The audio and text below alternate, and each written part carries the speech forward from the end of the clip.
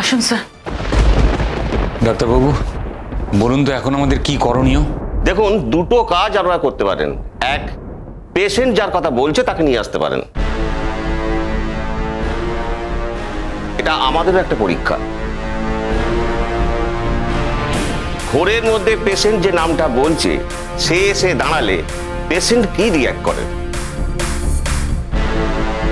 সত্যিও সেন্সটা ফিরে আসে কিনা, তাড়াতাড়ি রিকভারি হয় কিনা। আমাদের বিশ্বাস সেটা হবার কথা। আর দ্বিতীয় হচ্ছে সময়ের উপর ভরসা রাখা। দাদা, ওনারা তো আর জোর করে ওকে আনতে পারবেন না। আমরা না চাইলে সেটা হবে না, কিন্তু শিরিন তো সাংঘাতিক আপত্তি করছে। এখন আপনারা বলুন। আমি ঠিক সেই কারণেই ডাক্তারবাবুদের বললাম বাইরে এসে সমস্ত মেম্বারদের সবটা বলতে।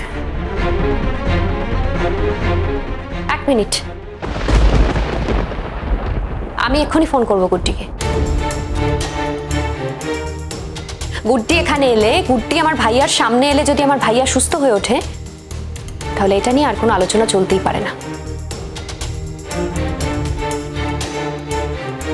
কি বাবা? 100 বার। সেই গুড্ডি এলে তবে অনুজ ভালো হবে, তাই তো?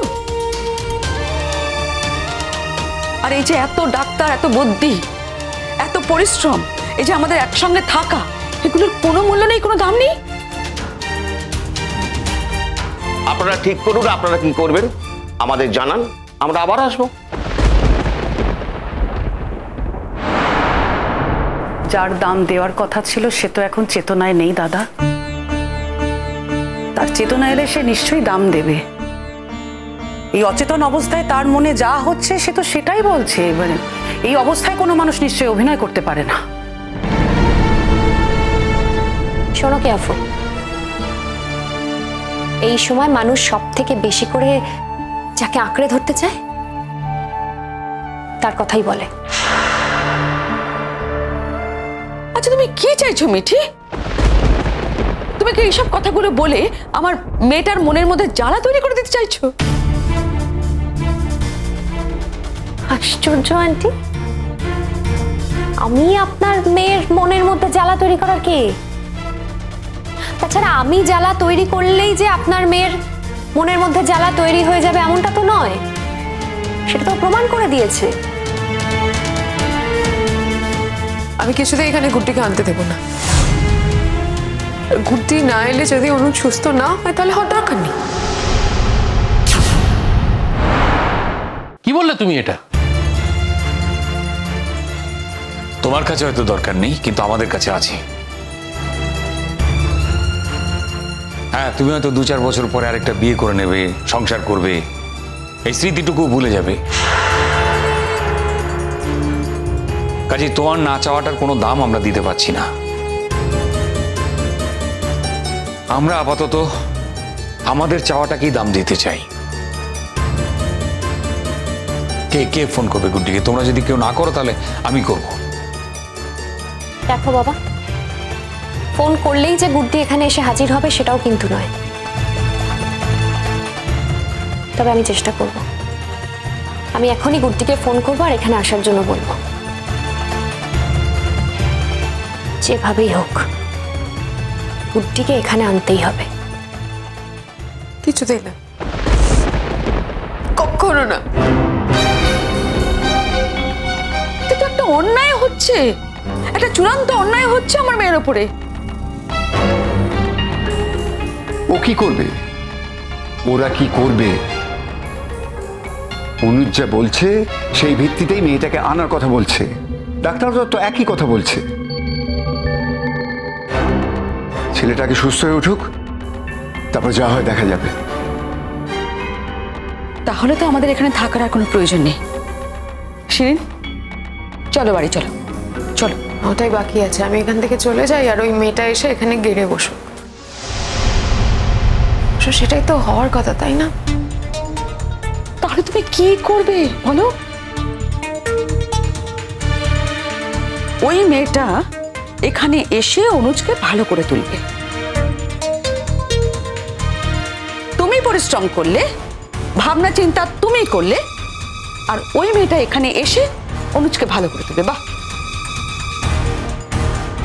আর সেটাও বাবা তোমাকে দেখতে হবে দাঁড়িয়ে দাঁড়িয়ে। এটা তো হতে পারে না শিরিন। আমার জীবনটাকে ওরা শেষ করে দিল, সবাই মিলে আমার জীবনটা শেষ করে দিলে। তোমরা সবাই মিলে আমার জীবনটা শেষ করে দিলে। শিরিন, শিরিন, মেয়ে তো চলে গেল, তুমি এখনো কিছু বলবে না? আমি কি করব? আমার কি করার আছে? আমি একটা কথা বলছি, ছেলেটা তো আমাদের, কাজে ওর জীবনের দাম আমাদের কাছে সবচেয়ে বেশি।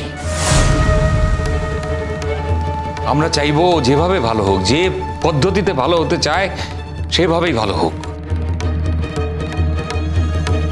তার জন্য যা যা করণীয় আমরা করব। আমরা দরকার হলে গুড্ডিকে এখানে ডেকে নিয়ে আসবো। আর তাতে যদি শিরিনের অসুবিধা হয়, হ্যাঁ হচ্ছে, আমি দেখতে পাচ্ছি, শুধু শিরিন নয়, শিরিনের মায়েরও অসুবিধা হচ্ছে, তাতে আমি বলবো আপনি ওকে নিয়ে চলে যান। ভাই তুমি ওদের নিয়ে এখান থেকে চলে যাও, একটুটা একটু ভালো হোক। এই ঘরের মধ্যে ও কি বলছে না বলছে সেটা তো বড় কথা নয়। সুস্থ হয়ে ও রেশনাল হবে, ওর যুক্তি বুদ্ধি কাজ করবে, তখন নিশ্চয়ই এই যে এখন যে কথাগুলো ও বলছে সেগুলো নিশ্চয়ই আর বলবে না। প্লিজ আমাদের ছেলের সাথে এইটুকু আমাদের করতে দিন।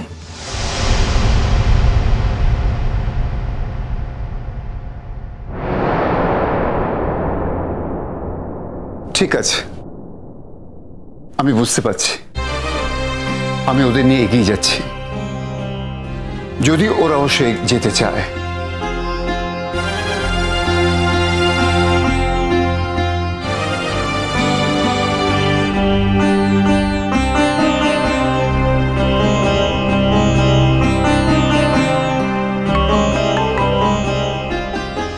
হ্যালো, তুমি কোথায় আছো? হস্টেলে। এই মুহূর্তে হসপিটালে চলে এসো। আমি কেন সার্জি বেঁচে নেই? গুড্ডি, তুমি কি করে কথাগুলো উচ্চারণ করছো বলো তো? হ্যাঁ, আরে তোমার সার্জি যাতে তাড়াতাড়ি ভালো হয়ে ওঠে, সুস্থ হয়ে ওঠে, সেই জন্যই তোমার এক্ষুনি হসপিটালে আসা প্রয়োজন। এসব তুমি কি বলছো মিঠিদি? এটা কিছুতেই হতে পারে না। আমি ওখানে গেলে শিরিন দিদি রাগ করবে, আর আমি গেলে যে সার্জি ভালো হয়ে যাবে তার কি মানে আছে? গুড্ডি, আমি না জেনে কথা বলছি না, আমি জেনেই বলছি। ট্রাস্ট মি, এই ঘোরের মধ্যে ভাইয়া সমানে তোমার নাম বলে যাচ্ছে, তোমার কথাই বলছে।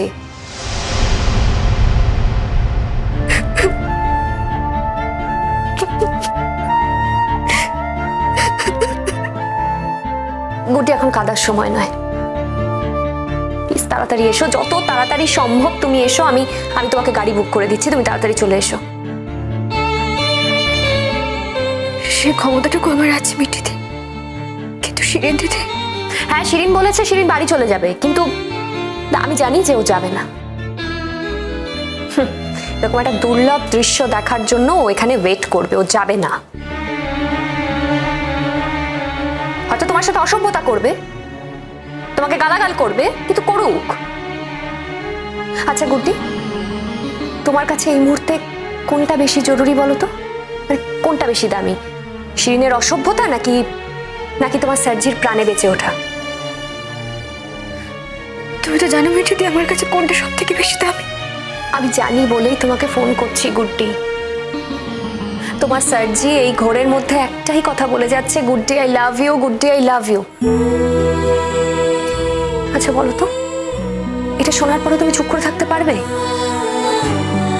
এটা শোনার পরেও তুমি এখানে না এসে বাড়িতে বসে থাকতে পারবে? আমি পারবো না মিঠিদি, আমি সত্যি পারবো না, পারবো না। তাহলে তাড়াতাড়ি এসো। কিন্তু বাড়ির লোকজন, ছেলের স্বার্থে যার আপত্তি করার কথা, কিন্তু এখন সে আর আপত্তি করবে বলে মনে হচ্ছে না। তোমার আশার উপর সবকিছু নির্ভর করছে গুড্ডি, এমনকি হসপিটালে ডাক্তারবাবুরাও তাই বলছেন। দেখো, তুমি যত তাড়াতাড়ি এখানে আসবে ভাইয়া তত তাড়াতাড়ি রেসপন্স করবে, সেটাই তো দরকার। আর কতদিন ওকে এইভাবে থাকতে দেওয়া যায় বলো তো? আমি আসছি মিঠিদি, আমি এক্ষুনি আসছি। এসো।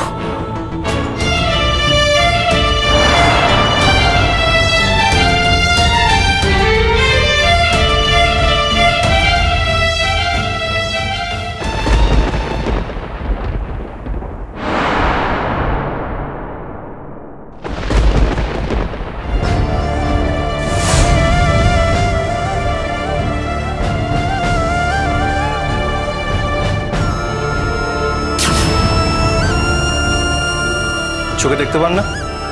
ব্লাইন্ড? পিকিউলিয়ার কোত্থেকে আসে এরা কে জানে।